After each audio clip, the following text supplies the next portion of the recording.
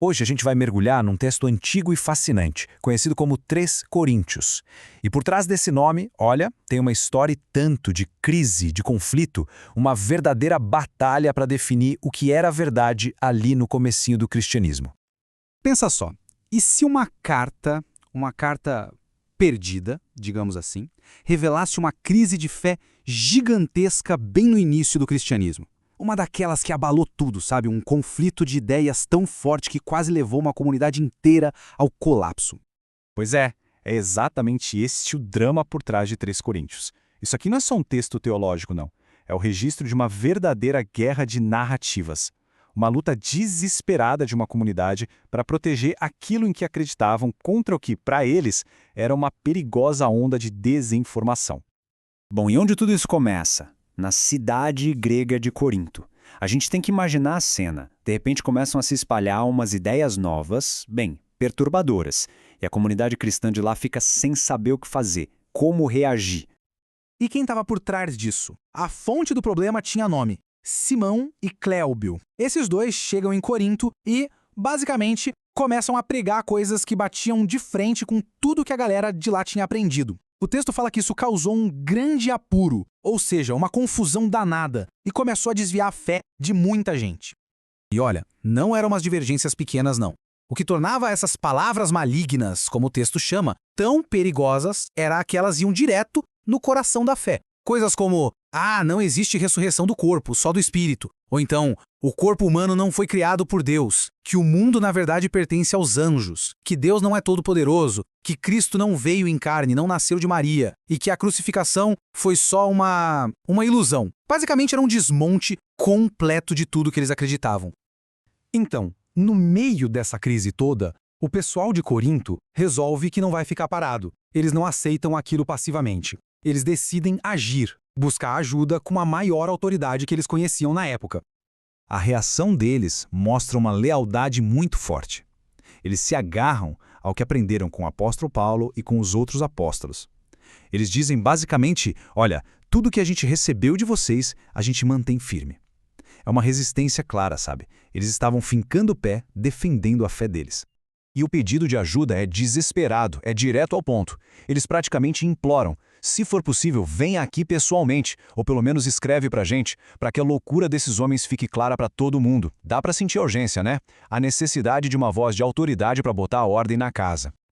E agora a história muda de cenário, porque a resposta de Paulo, bom, ela não vem de um escritório confortável.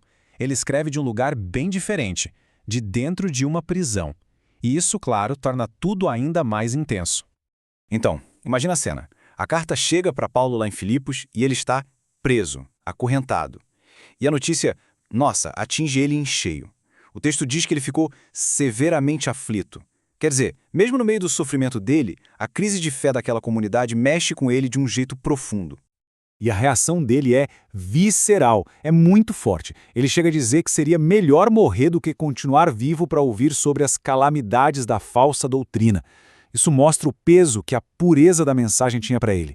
Não era só uma discussão teórica, sabe? Era uma questão de vida ou morte espiritual na visão dele. Então, da prisão mesmo, Paulo escreve de volta. E é um contra-ataque, ponto por ponto. Para cada ideia errada, ele vem com uma resposta direta, uma afirmação clara. Eles dizem que Cristo não veio em carne. Paulo responde: ele nasceu de Maria, da semente de Davi. Dizem que o mundo não é de Deus. Ele rebate: Deus Todo-Poderoso fez os céus e a terra. Negam a ressurreição do corpo. Ele afirma: Cristo vai nos ressuscitar na carne. É um verdadeiro duelo de doutrinas.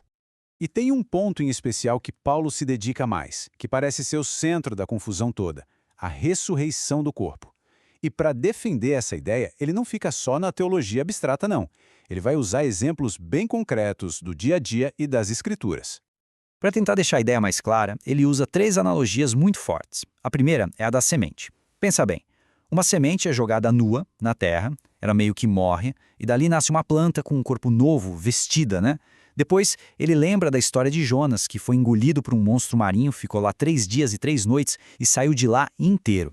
E por último, ele puxa o milagre de Eliseu, quando o homem morto é jogado sobre os ossos do profeta e simplesmente ressuscita, corpo e alma. São imagens poderosas para dizer: olha, a ressurreição do corpo é possível sim. Certo, mas e daí? Qual é o legado disso tudo? No fim das contas, essa troca de cartas foi muito mais do que só apagar um incêndio em Corinto. O impacto disso foi gigante, ajudou a moldar a identidade do cristianismo que estava nascendo. E Paulo traz isso para um nível muito pessoal.